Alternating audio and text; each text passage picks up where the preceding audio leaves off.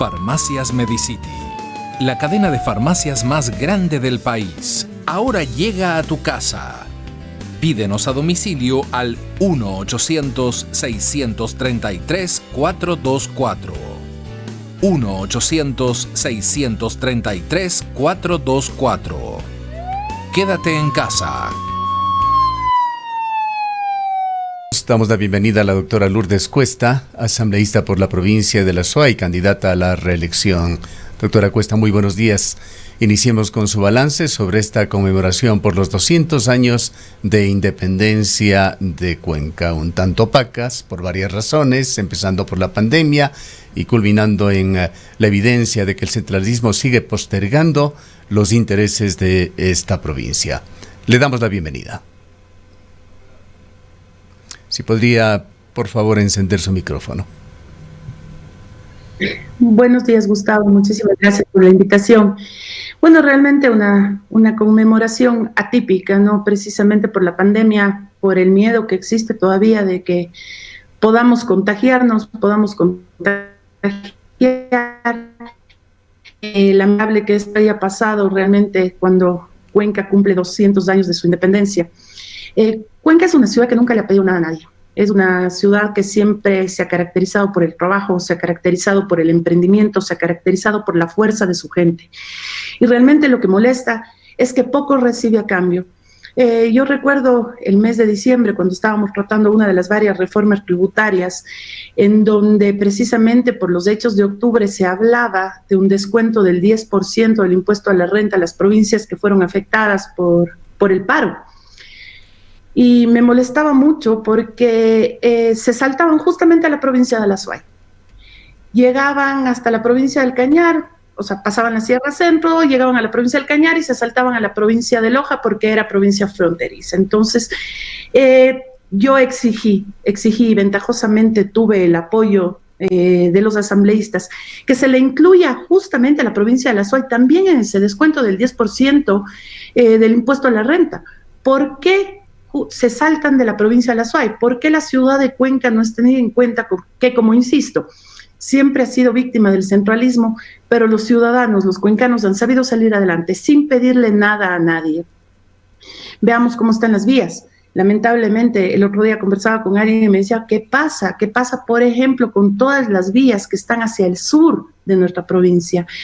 Que son un verdadero desastre. O sea, lamentablemente en la Asamblea Nacional no tenemos atribuciones para que podamos exigir se construyan las vías, pero hasta en ese sentido la provincia ha sido abandonada. Claro está la falta de la presencia del presidente de la República, probablemente por temas de salud será, pero la vicepresidencia de la República tampoco estuvo presente en la conmemoración de los 200 años de independencia de nuestra ciudad. Quizá en algo que discrepamos un poquito, doctora Cuesta, es que Cuenca no ha pedido a nadie. Cuenca sí ha pedido y permanentemente lo que le corresponde, que le regalen nada, pero sí lo que le corresponde. Y se le ha retribuido muy poco por su aporte al PIB nacional, a la intelectualidad, al desarrollo de la ciencia, de la cultura. Como muestra, allí tenemos excelentes universidades que funcionan en esta urbe. Realmente estas celebraciones, no solamente por situaciones circunstanciales, accidentales como la pandemia, han demostrado mucho ese sentir gubernamental que es una tónica no reflejada solamente por este gobierno, una situación que históricamente ha relegado los intereses de esta ciudad y de esta provincia, situación que tiene que cambiar. Gracias la aclaración, Gustavo. En efecto, Cuenca, Azuay no pide que se le regale nada, a eso me refería. Y es una ciudad que no para, sigue peleando, sigue luchando, sigue trabajando, y el aporte que se hace efectivamente al país es enorme, es enorme. Si es que vemos el desarrollo económico, el progreso que ha tenido Cuenca, ha sido por sus propios méritos. Asambleísta, muy buenos días. Usted ya tocó uno de los temas que es consecuencia en gran parte precisamente de este centralismo que ha venido vulnerando históricamente los derechos de Cuenca, de la provincia de La Suay, y tiene que ver con la vialidad. Prácticamente podemos decir que nuestra provincia, que Cuenca, se encuentra aislada con serios problemas para que la gente pueda llegar y la gente pueda salir. Y no solamente por vía terrestre, otro de los problemas tiene que ver también con la transportación aérea, que ha sido otra problemática sobre la cual es necesario y urgente ponerle también atención. Aquí la pregunta es cómo avanzar en procesos que permitan intervenciones oportunas, eficientes, que permitan además dar respuestas a estas necesidades que ya se van volviendo apremiantes porque vienen arrastrando muchísimos años sin ninguna respuesta, sin ninguna solución. Realmente usted toca el tema aéreo y es un problema que se ha agravado con el cierre de TAME, por supuesto. Es un problema para los negocios, es un problema para el desenvolvimiento de Cuenca en general. Bien sabemos que muchos de los negocios se hacen en otras ciudades, Quito, Guayaquil, etcétera, y este rato contamos con una frecuencia, o más bien dicho, con una línea aérea que es la que sirve a la ciudad, cuando estamos hablando que es la tercera ciudad del Ecuador.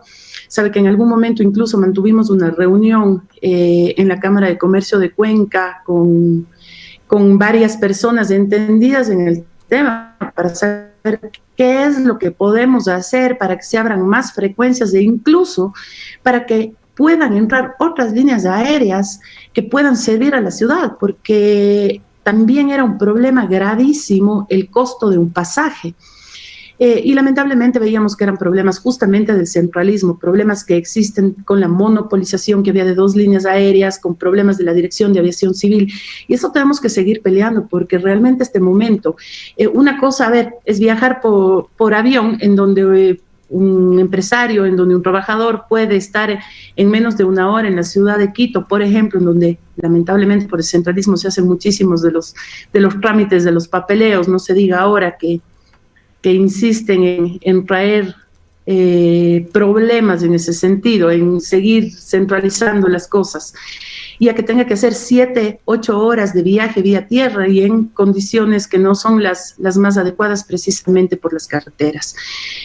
Por ejemplo, hacia la provincia del Oro, creo que es hasta una especie de deporte extremo pasar por la parte justamente en donde se corta la carretera antes de la mina de San Francisco. Es un peligro, realmente es un peligro, y no se encuentra la atención por parte del Ministerio de Obras Públicas. Se tiene que seguir exigiendo y se tiene que dar pelea hasta que se consiga que nos ayuden, o no que nos ayuden, no es la palabra, que nos retribuyan a todo lo que hace la provincia de La Suay, la ciudad de Cuenca, para el país, por lo menos arreglándonos las vías, efectivamente, y dándonos una solución también para el transporte aéreo. Un próximo capítulo de esta lucha solitaria de Cuenca, doctora Cuesta, está por darse. Nos referimos a la consulta por el agua. ¿Cómo se aporta sobre este tema desde la legislatura? Pues desde el Ejecutivo se evidencia que sigue la imposición centralista de las concesiones para la minería metálica. La SUAY está lleno de concesiones y la política gubernamental da cuenta de forma muy clara que se sigue ignorando la evidente posición de la mayoría de los pobladores de la SUAY. Bueno, Gustavo, frente al tema de la consulta popular, primero la fecha. En principio se hablaba que iba a ser diciembre, resulta que falta una parte del expediente para que vaya a ser ya propuesto esto en el Consejo Nacional Electoral, y yo estoy en constantes conversaciones con el concejal de Cuenca, con Cristian Zamora, que está muy preocupado también por este tema, y es algo que tenemos que impulsar, por supuesto, desde la legislatura, y tenemos que adecuar todas las normas legales necesarias, porque yo estoy segura que va a haber un sí a esta consulta en la ciudad de Cuenca. Para nosotros es muy importante el agua, muchas veces no se nos entiende esa posición que tenemos de que con nuestras fuentes de agua no se metan, pero por el otro lado está este apetito voraz del gobierno en este momento, justamente por el tema de dinero, por la falta de dinero, y encuentran en la minería una fuente para conseguir este dinero. Lo que nosotros decimos es, en las fuentes de agua no, con el agua de Cuenca no. Y eso es lo que tiene que pelearse también desde la Asamblea Nacional, y tratar de que ya el Consejo Nacional Electoral nos fije una fecha clara, una fecha que se supone iba a ser, como digo, en el mes de diciembre, pero que por otro lado yo creo que hasta por un tema de recursos, un tema de austeridad que hay en este momento debería coincidir con la primera vuelta electoral, sobre todo para que debido justamente al tema de la pandemia no haya ausentismo, sino que todos los cuencanos que vamos a ir a votar ese día en las elecciones presidenciales podamos hacerlo también por una consulta tan importante para nosotros. Coméntenos, doctora Cuesta, sobre otros aspectos de la legislatura. Está en marcha un juicio político en contra de María Paula Romo. Se investigan varios hechos, el manejo que se dio de las protestas del mes de octubre desde el oficialismo y particularmente el reparto de hospitales y el facilitamiento de botines políticos que se habría dado también como una forma de actuar, de facilitar, de cabildear las cosas desde el Ejecutivo. Mire, Gustavo, mucho se ha querido confundir últimamente con el tema de las causales del juicio político. La causal por la que se solicita este juicio político es una, que es el incumplimiento de funciones. Y previo a que la Comisión de Fiscalización aboque conocimiento de esta solicitud, nosotros ingresamos un anexo en donde solicitábamos que se incluya a la información, al expediente que iba a la Comisión de Fiscalización, toda la investigación que hizo ya la Asamblea Nacional en el caso del ex asambleísta Mendoza. Lamentablemente, desde Presidencia no se entregó esa información a la Comisión de Fiscalización. Ahora, como beneficio también de los comisionados, porque hay que tener en cuenta algo. El incumplimiento de funciones es uno, sí, pero se ha mantenido a través del tiempo. Primero tenemos los problemas que hubo en el mes de octubre del año anterior. Lamentablemente eso mucha gente lo ve lejano. ¿Por qué? Porque fue justamente hace más de un año y por la inacción precisamente de quienes tratan de blindar a la ministra, se mantuvo en un cajón esa solicitud de juicio político que fue calificada apenas 9 meses después. Pero durante todo este tiempo hemos visto todo lo que ha sucedido con los botines políticos. Y cabe recalcar que estos botines políticos, estos repartos, a decir de los involucrados en estos casos, surgen justamente a raíz del primer juicio político que fue archivado por la ex Comisión de Fiscalización. Entonces aquí hay un incumplimiento de funciones que se sigue manteniendo en el tiempo. El día de mañana, la Comisión de Fiscalización cumple su plazo para preparar un informe en donde puede recomendar o no el juicio político. Si lo recomienda, por supuesto, irá al Pleno de la Asamblea o lamentablemente, si no lo recomienda, otra vez se archivará en el seno de la Comisión. Como digo, el día de mañana se cumple ya el plazo legal para que tengan este informe, a menos que la Comisión pida 5 días adicionales que les faculta la ley. ¿Qué cree que es lo que va a pasar con este informe? Mire, Gustavo, de acuerdo a la posición que he visto yo de los comisionados, a los cuestionamientos que se han hecho, tanto a las pruebas de cargo que se presentaron como a de descargo, a los testigos, yo considero que la solicitud de juicio político, ese informe va a ser favorable para que continúe en el Pleno. Los argumentos son muy claros. Se trata de desvirtuar por parte del gobierno, hablando de que se detuvo un golpe de Estado en curso, por ejemplo. Pero yo me pregunto, si había un golpe de Estado en curso, si había un atentado a la democracia, ¿dónde están los responsables? No existen responsables, como tampoco existen responsables, por ejemplo, del incendio de la Contraloría. Este momento no está en discusión si estamos o no estamos de acuerdo con las protestas de octubre. Lo que estamos hablando en este momento es cómo actuó el Ministerio de Gobierno, que es el encargado de la seguridad ciudadana, que es el encargado de las políticas públicas frente a la fuerza pública, en esos momentos tan difíciles y tan dolorosos para el país. Por ejemplo, cuando se habla de las bombas lacrimógenas caducadas, que es un poco lo que más se ha publicitado en este caso. Aquí hay 2 incumplimientos. Uno, frente a la Policía Nacional, que debía contar con los equipos necesarios para enfrentar este tipo de sucesos. Y 2, la salud de los ciudadanos que se ve afectada frente al uso justamente de este tipo de armas no letales, pero que se encontraban caducadas. Mire, Gustavo, en estos días incluso surge información en que la policía no contaba con las municiones necesarias, en este caso hablando de estos gases lacrimógenos, al punto que tuvo que pedirse a préstamo a Colombia. Nuestra Policía Nacional no tenía implementos necesarios ni para los eventos de octubre ni para ninguno. Se tuvo que pedir a préstamo a Colombia gases lacrimógenos. Imagínese usted el estado en el que está la institución. Por otro lado, que muy sueltos de huesos nos digan que es lo que había, es lo que estaba a mano. El general de la policía, a mí me llamó mucho la atención las reiteradas ocasiones que dijo que se utilizaron las bombas lacrimógenas caducadas porque no existe una norma legal que les prohíba. Se le decía, a ver, general, en derecho público se puede hacer únicamente lo que está expresamente permitido, lo que no está permitido se entiende y se sabe prohibido, que no hay ninguna norma legal que les prohíba utilizar este tipo de armamento. Realmente llama la atención. Otra cosa que ha sucedido es que se trata de desviar de cierta manera la atención hacia la policía. Este no es un trámite administrativo, este es un juicio político. Hablamos de responsables políticos y aquí el responsable político como primera autoridad de la Policía Nacional y la primera autoridad que está a cargo de la seguridad de los ciudadanos es el Ministerio de Gobierno en la persona de quien ostenta el cargo de ministro de Gobierno. Otro tema que me llamó la atención, que para mí es uno de los más graves, el ataque a centros de paz, como le decimos nosotros, universidades que acogieron a la familia de los indígenas que se manifestaban. Cuando salen los indígenas de sus comunidades, lo hacen con sus hijos, con sus madres, con sus mujeres, y estas personas fueron acogidas por universidades que fueron atacadas. Hoy nos dicen que no existen en el Ecuador centros de paz porque de acuerdo al derecho internacional, para que un lugar sea decretado o declarado centro de paz, primero debe declararse un conflicto bélico. Entonces disparemos nomás, lancemos bombas lacrimógenas nomás porque no estamos declarando conflicto bélico, entonces se puede atacar tranquilamente a estos lugares de acogida. Créanme que cómo se está tratando de manejar el tema realmente molesta y llama la atención. Ahora, doctora Cuesta, sin duda que el manejo desde el gobierno de los sucesos de octubre puede ser cuestionado, pero fue el manejo de una situación sumamente compleja para el país que se replicó, además con distintas facetas en varios países de América.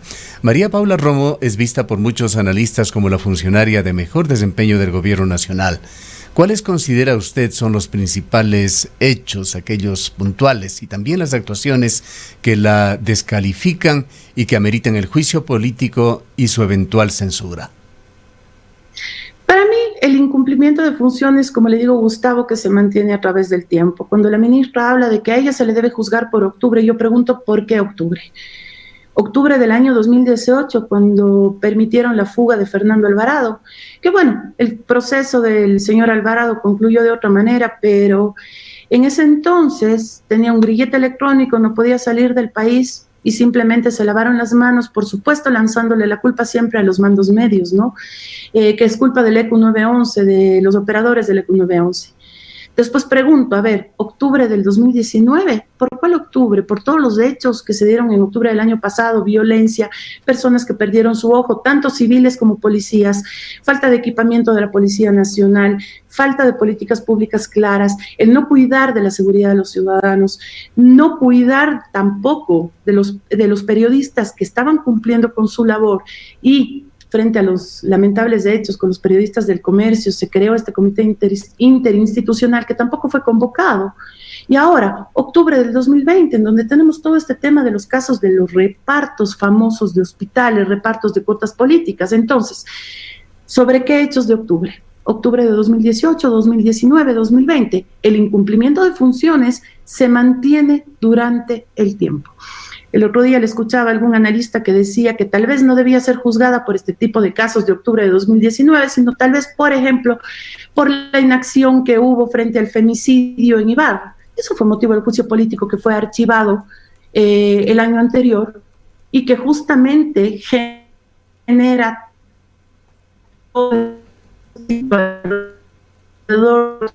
porque de acuerdo a las declaraciones de uno de los involucrados, dice que parte del dinero que se estaba entregando era precisamente para el juicio político que se llevaba a cabo en la asamblea, que no sabe si se llegó a entregar o no, pero que esa parte del dinero iba destinado a eso.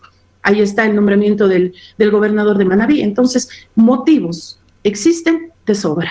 Cada vez más hechos van surgiendo que configuran justamente este incumplimiento de funciones.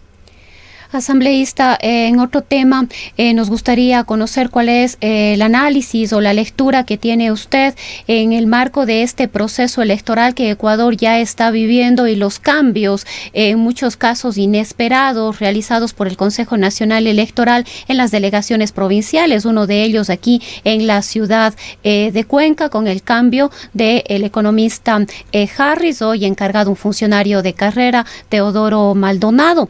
Esto tiene alguna implicación en este proceso electoral. ¿A qué le atribuye usted que en el marco de un proceso en marcha se realicen este tipo de cambios?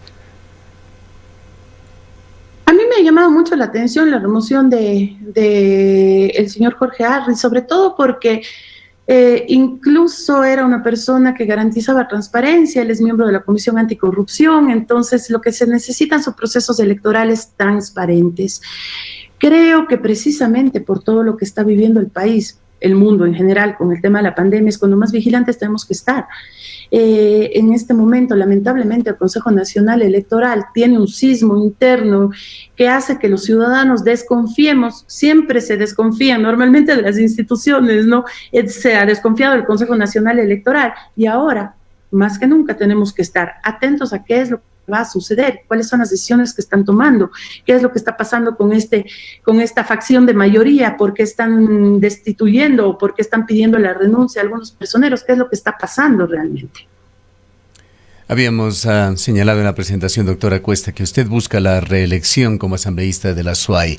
¿Cuáles son sus principales argumentos para pedir nuevamente el voto a los cuencanos? Y vale la pena que también nos aclare y aclare a la audiencia algo que puede confundir al electorado, esto es, los motivos de su separación de CREO y ahora su retorno a la coalición CREO Partido Social Cristiano para su reelección. Bien, Gustavo, en efecto, yo fui invitada a participar con el Partido Social Cristiano en este proceso electoral, encabezando la lista de candidatos a la Asamblea por Azuay. Yo me mantengo independiente, no estoy en este momento afiliada a ningún partido político, como le digo, fui invitada a participar. ¿El por qué? Mire, como bien ustedes conocen, yo presenté un proyecto de ley en la Asamblea Nacional que fue aprobado por unanimidad, que era el Registro Ecuatoriano de Violadores, Abusadores y Agresores Sexuales del Ecuador, que lamentablemente fue vetado por el Ejecutivo. Era un proyecto de ley, era una ley que buscaba que quienes han cometido delitos contra la integridad sexual de los niños, niñas y adolescentes no se vuelvan a acercar a ellos. No entiendo los motivos hasta el día de hoy, créanme que le doy las vueltas del por qué el Ejecutivo lo vetó, alegando que se estaba atentando contra el derecho de los violadores, contra el derecho al trabajo de los violadores, cuando en ningún caso se les prohibía trabajar, sino simplemente se les decía acerca de niños no.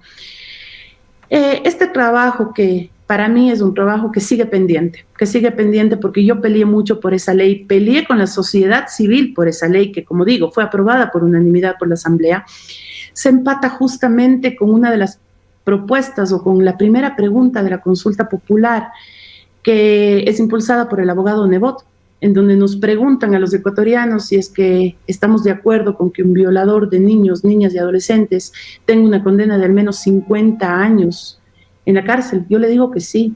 Yo no quiero que un violador sea de mi hijo, de los hijos de mis amigas, de mis compañeras, de mis vecinas, de nadie. No les quiero cerca.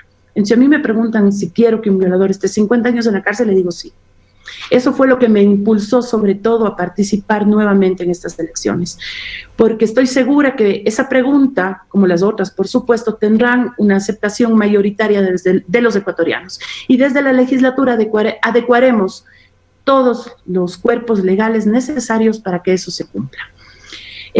Por otro lado, Gustavo, he sido una persona que durante estos casi 4 años he cumplido con mi trabajo.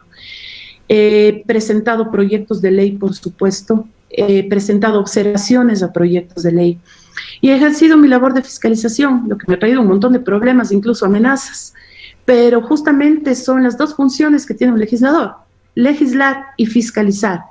Entonces, en base a eso es que puedo decirles a los ecuatorianos, y ojo que no es ningún mérito el no estar involucrado en casos de corrupción, porque eso me parece terrible, no es ningún mérito, Pero dentro de la Asamblea Nacional, que es una asamblea que está con un 2% de aceptación de los ecuatorianos, hay legisladores que se han cumplido con su trabajo. No hablo solo por mí. Hay varios legisladores en todas las bancadas que se han mantenido absolutamente alejados de estos repartos, alejados completamente de estos hechos que lo único que hacen es empañar la confianza que los ecuatorianos han dado a sus representantes, en este caso a sus mandados, que son los legisladores. Quizá vale la pena aún aclarar, doctora Cuesta, pues no está totalmente claro. Este veto del Ejecutivo que usted menciona al proyecto que también ha mencionado y descrito, que tuvo que ver con Creo, pues esto provocó su separación del bloque.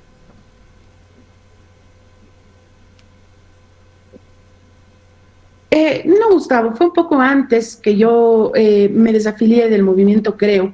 Y yo salí en muy buena lid del movimiento, no es que salimos con peleas, ni mucho menos, sino que en ese momento yo tenía proyectos de ley que no representaban una ideología, que no representaban una bandera política, sino eran proyectos de ley ciudadanos, proyectos de ley que no estaban dentro de la agenda legislativa que podía tener ese momento el bloque, y era mucho más fácil para mí pelearlos de manera independiente, como es, por ejemplo, el caso de la ley Revas, que consiguió un voto unánime en la Asamblea Nacional. Como le digo, fue un tema de pelea de proyectos de ley, sobre todo, más que otra cosa. Lo que nos llevaría a pensar que usted, luego de las elecciones, en caso de ser favorecida por el voto popular, se separaría nuevamente de quienes le están acogiendo para esta elección, la coalición Creo y Partido Social Cristiano. Mire, yo comparto mucho la manera de trabajo del bloque del Partido Social Cristiano. Y es justamente por eso que me han invitado a participar con ellos. Peleamos mucho nosotros por cierto tipo de temas, como por ejemplo no aceptar que se les suban más los impuestos a los ecuatorianos. Entonces hemos tenido sí una consonancia de trabajo en base al trabajo que he realizado yo y que han realizado los asambleístas del Bloque Social Cristiano. Bien, queremos agradecerle a la doctora Lourdes Cuesta, ella es asambleísta por la provincia de La Suay y también candidata a la reelección. Buenos días, doctora Cuesta.